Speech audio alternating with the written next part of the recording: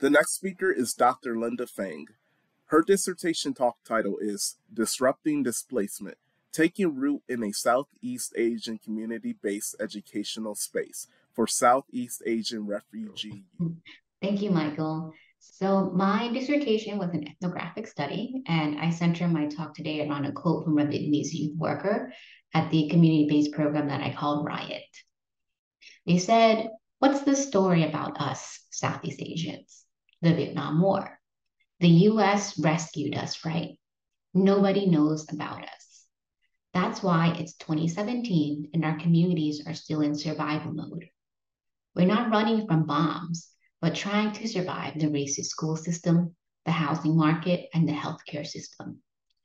Racism and poverty are the Agent Orange of our generation, but nobody knows. We're just Asian. So we tell our stories in our words. Together, we build a counter narrative, not just to showcase our resilience, but to get the story straight. They didn't rescue us, they created us.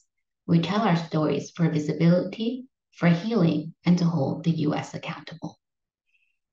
I remember when I was talking to her, I reflected on my own experiences about what I learned about the Vietnam War in school. And I realized that I mostly learned about white people. I never learned about Southeast Asian people. But Riot was a space where everyone was Southeast Asian, and we were all the children and grandchildren of Southeast Asian refugees. Each summer, Riot brought together 24 high school youth and youth workers for 6 weeks to learn about Southeast Asian history and culture.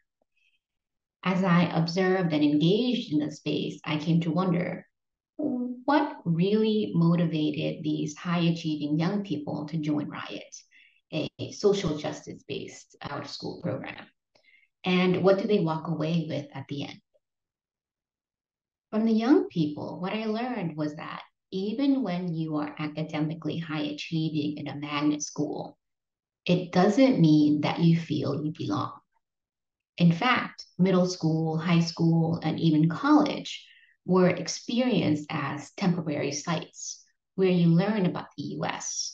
You get credentials needed for a job and to be self sufficient, and then you're kind of on your own. This sounded very similar to the processing facilities that the previous generation of refugees moved through before eventually being resettled. So young people joined Riot to look for a place to belong. Here, they could share stories of intergenerational and poverty in their families, which they hid in school spaces. In Riot, they were able to craft a story that not only shed light on displacement that shapes our lives every day, such as the impact of deportation and gentrification, but also the agencies of refugees that are unseen. For example, our parents and grandparents, they did their best to navigate the systems that really only allowed us to survive but not thrive. Learning their stories, drawing from their resilience, and combining it with the organizing strategies that Riot taught them, young people learn to organize and challenge harmful policies and practices in education, in housing, and also immigration. Through all this, then, what we walked away with is a realization that the refugee identity does not expire. And for those of us who have been rendered invisible, the journey to healing begins with having a community where we can share our stories in our own words and strategize together to hold accountable the systems responsible for our conditions. So far, what I've told is kind of a hopeful story, but it should really be a cautionary tale. Because the question that I also end up walking away with was, if we don't change how we resettle refugees and serve refugee students, will the present of Southeast Asian refugees be the future of other refugee groups in the US? That's all. Thank you. So, thank you so much, Dr. Pheng. That was amazing.